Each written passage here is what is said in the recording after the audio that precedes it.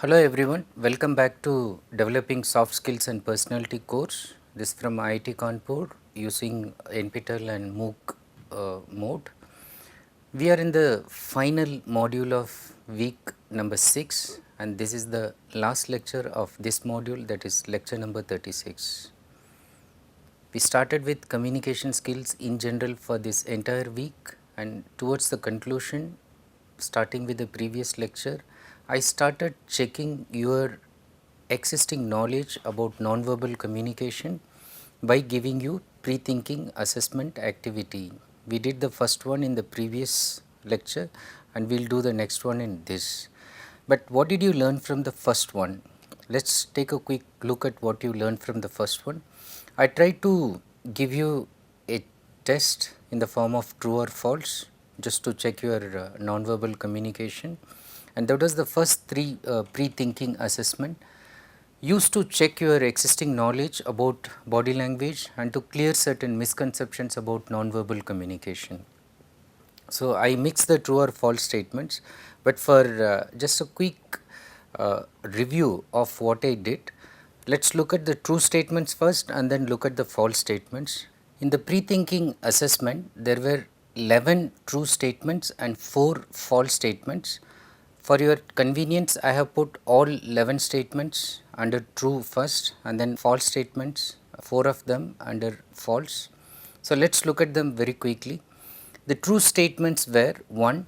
Women have natural sensitivity towards body language than men. 2. A dishonest person avoids eye contact. 3. The more space a person occupies, the more power he enjoys. 4. One shows traits of aggressiveness while sitting with his legs on a desk with his hands clasped behind his head, especially before someone. 5. Crossing the hands, legs or the ankles is a defensive gesture. 6. Steepling with the fingers and hands show confidence. 7. Smoking a cigarette, especially before an interview or such activity, is considered sign of anxiety or nervousness. 8. Showing your thumbs up indicates a successfully completed job or victory. 9. Babies are more sensitive to body language than adults. 10.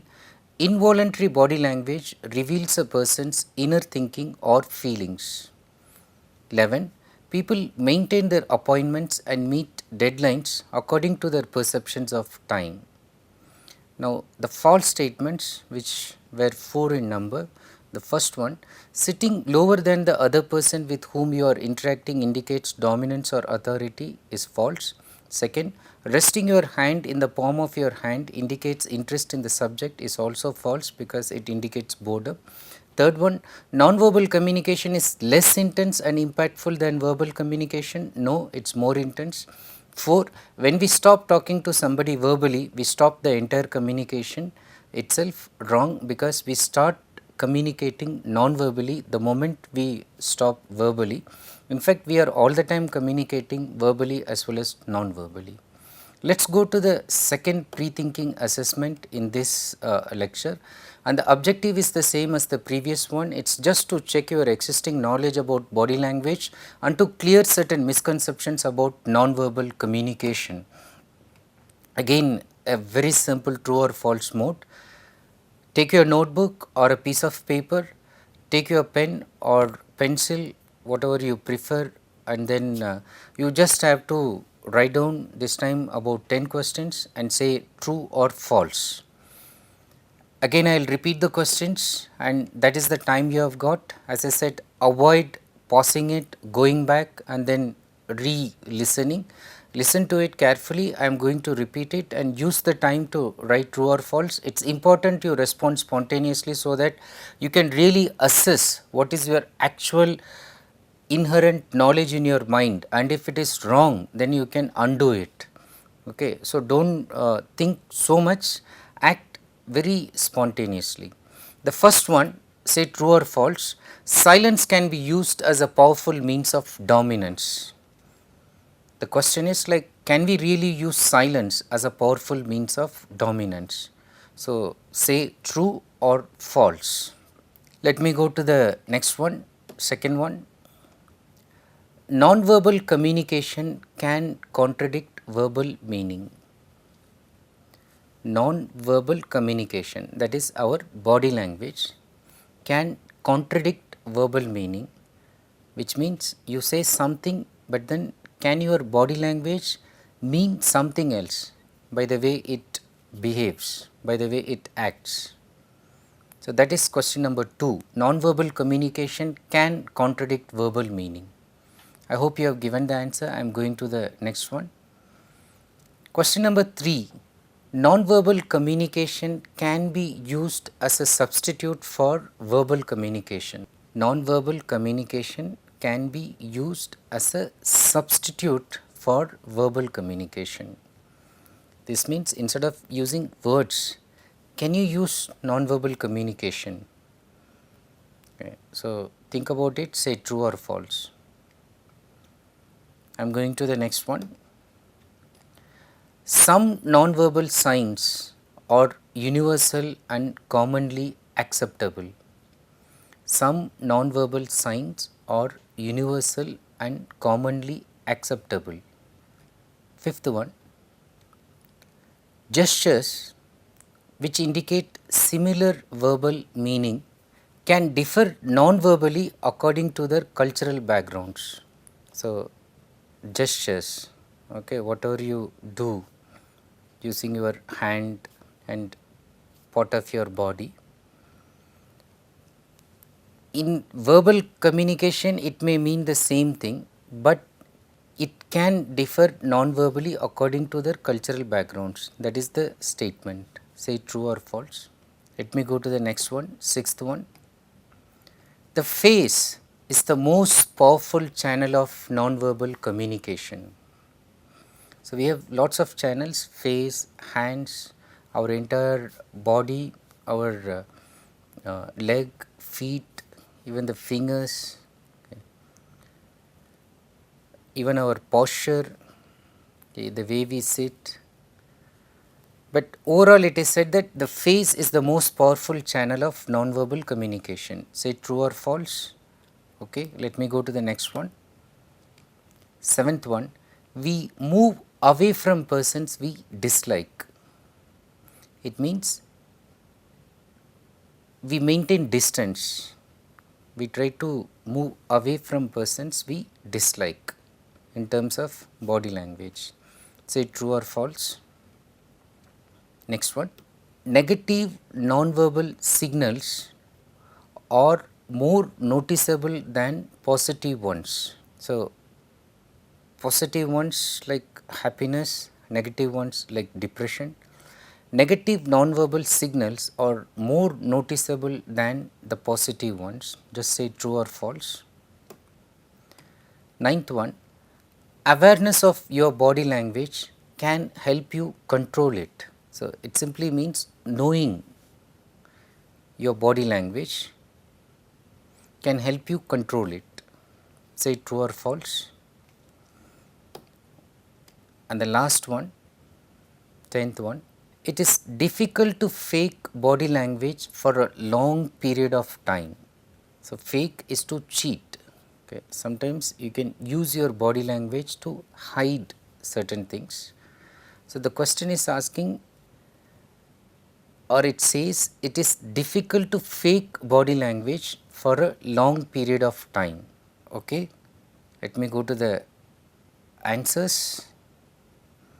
Now, be ready to give 1 mark each for the correct answers and 0 for the wrong ones. The first one, answer is true. Silence can be used as a powerful means of dominance. Yes, between intimate relationships, between boss and the worker, when one of the persons stops talking, avoids interacting, so silence can be used as a powerful means of dominance. The other person, if he or she cares about the relationship, submits, becomes submissive, yields to whatever demands given by the other person. So, this is interesting, right? You do not have to always shout, yell at the other person talk all the time to control, but you can use silence very effectively to control the other person, especially in terms of relationships, contacts, in terms of human communication. The second one is also true. Non-verbal communication can contradict verbal meaning. So, it simply means your body language can contradict what you tell someone. So, you say, I am not interested, but your eyes are showing that you are really interested. So, that is what it means. The third one, non-verbal communication can be used as a substitute for verbal communication. The answer is true. Okay, as it is given in the picture itself, you can say silence please, or you can simply put your finger on the mouth indicating don't talk. You can say stop this nonsense, or you can very powerfully just show your hand and tell the person just stop it, I do not like it. Fourth one is also true. Some non-verbal signs are universal and commonly acceptable. Yes, in fact, most of the non-verbal signs are universal and commonly acceptable. For example, happiness for example, we are going to look at some basic expressions, non-verbal signs which are universally acceptable, but this face that indicates happiness and the face that indicates sorrow, so there is no two opinions on that, so it is universally acceptable. The next one, gestures which indicate similar verbal meaning can differ non-verbally according to their cultural backgrounds. Showing V sign for example, it can verbally mean one thing, but culturally it can mean different things when you show the way in different backgrounds. So, one has to be careful. So, this again we will look at with more examples. The sixth one, the face is the most powerful channel of non-verbal communication. The answer is true, because if you observe only the face, the eyes, the way the face looks, okay, the smile or lack of smile, the seriousness or lack of seriousness, everything can be seen from the face itself. So, you can easily gauge the person's interest by looking at the facial expressions. The seventh answer is also true. We move away from persons we dislike, yes, and we gravitate, move towards the persons we like. So, I have put the picture where these two small boys, they like each other, they want to be close, okay, they put hand on each other, but when you do not like someone, you try to maintain distance, you do not want to go close. Eighth one, negative non-verbal signals are more noticeable than positive ones. Obviously, yes, unless you are very expert in concealing, when you are sad, close people will notice it immediately. Okay. So, you can even hide your happiness little bit, okay, but this sadness, depression, that you are unhappy, you are angry, you are frustrated. So, those things will be seen by your posture, by the way you talk, by the way you respond to people. Ninth one is also true. Awareness of your body language can help you control it. It is a very important one as far as our course is concerned and our lesson is concerned, because if you know your body language, the knowledge about what your body can do in terms of communication, how you can use your body, how you can use non-verbal communication very effectively, it will help you control it, both to help you communicate properly as well as to avoid some of the limitations that the involuntary body language will cause in you. Okay. So, it is true, awareness will actually help you to control it. And the last one, 10th one, it is difficult to fake body language for a long period of time. Yes. So, if you are happy, you can hide and show that you are sad for some time, and vice versa, if you are sad, you can hide it for some time, but in times it will be seen by people. You cannot fake, you cannot hide it for a long period of time. So, it is very difficult to fake body language for a long period of time. Let us go to your score analysis. I hope this time you have done better. There were only 10 questions and all of them were true. 9 out of 10 if you have got, you are outstanding in terms of non-verbal communication, you are already an expert. 8 to 9 is very good, it is in the excellent category. 6 to 7 is good, okay. But 6 to 5 is average or slightly above average if you are touching 6. 3 to 4 is below average and 0 to 2 is poor. As I was telling you, if you are going below 6, you definitely need to improve a lot. If you are in good, very good category, you can enhance. If you are outstanding, just keep checking where you are lacking in something, where you need more skills to develop. But you are already you have developed something in terms of non-verbal skills, or you are a good observer already. Hone this skill, and that is the one that is going to help you in terms of developing soft skills and your personality. Now, before I conclude, I want to continue with something I talked about 2 lectures before about the barriers in communication.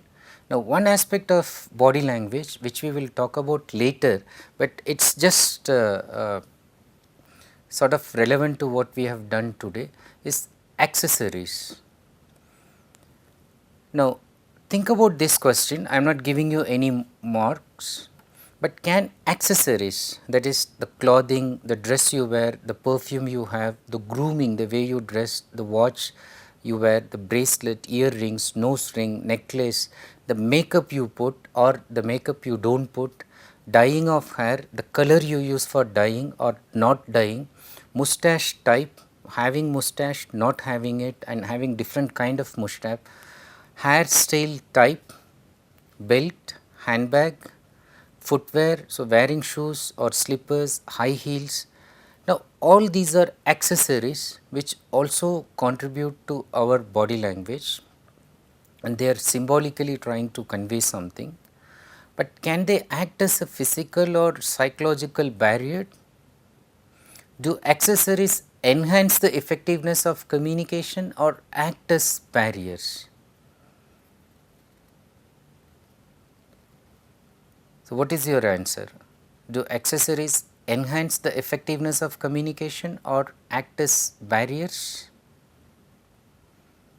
The answer is depends on what accessories you use, how appropriately you use, and in which context you use, and to whom you use, and what kind of meaning you want to convey through the accessories.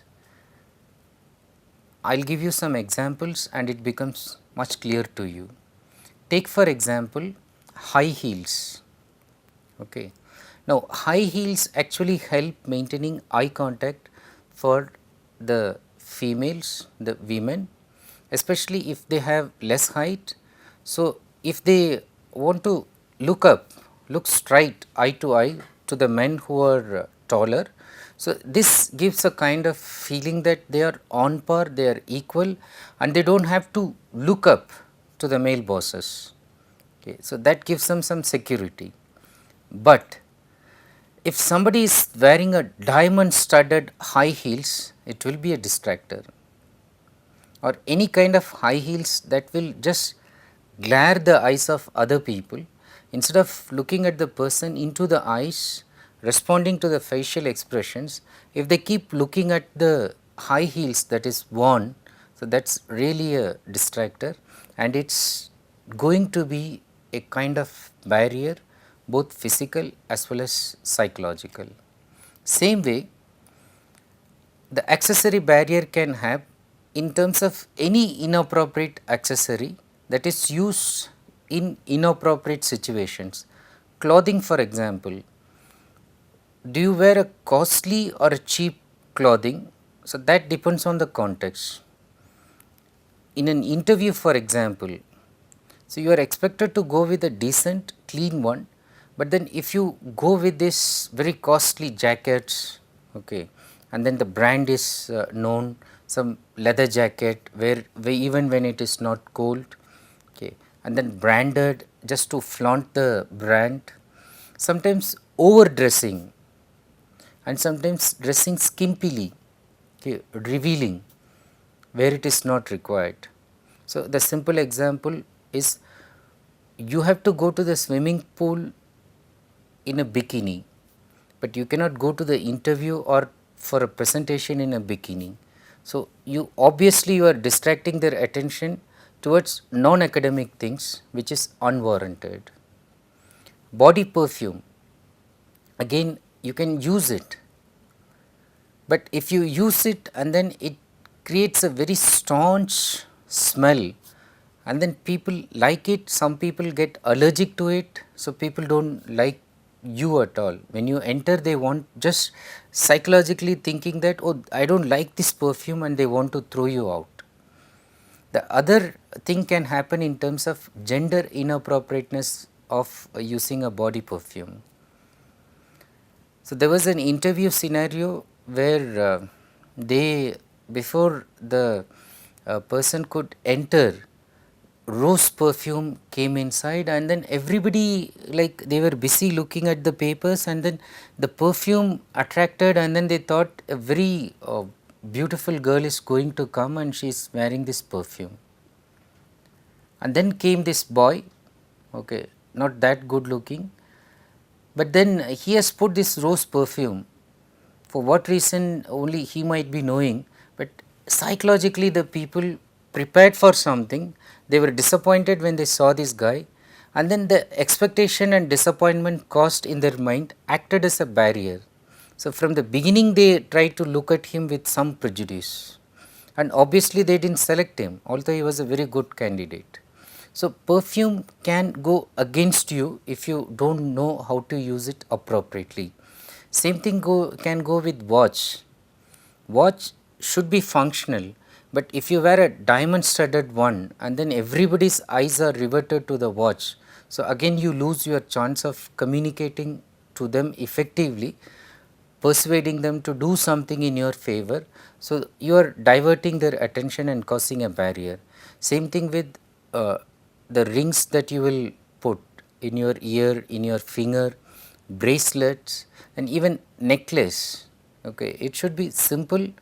The best thing is to minimize the ornamentation as much as possible in formal occasions and use the appropriate ones, and never to use that as a kind of distractor and cause that as a barrier physically as well as psychologically.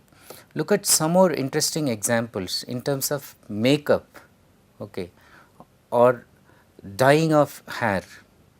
Okay, look at the one that I have put in the middle. So, one can dye the hair in such a manner that even it looks like a chameleon or some animal with different colors. And then mustache type.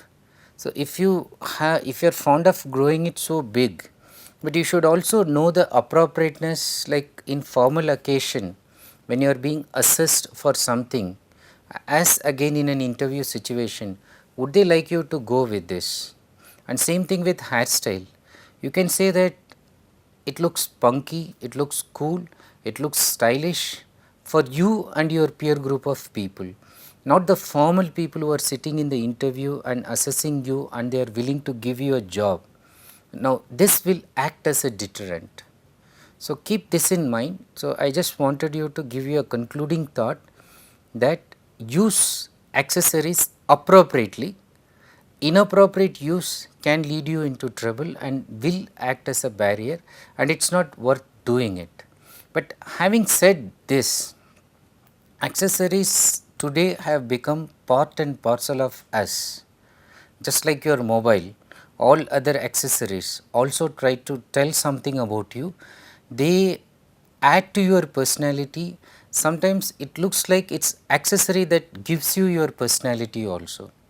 Look at two quotes from the same author, one Christian Louboutin. He talks about particularly shoes. Okay. And with these two thoughts, am going to conclude this lecture.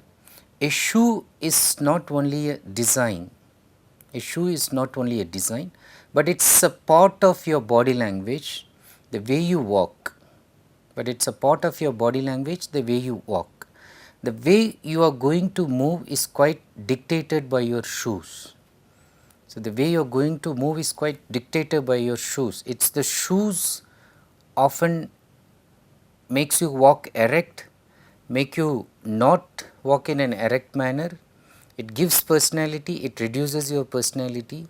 So, you have to be careful in the ones that you choose, and look at how it is appropriate for a woman using heel if she is using it properly.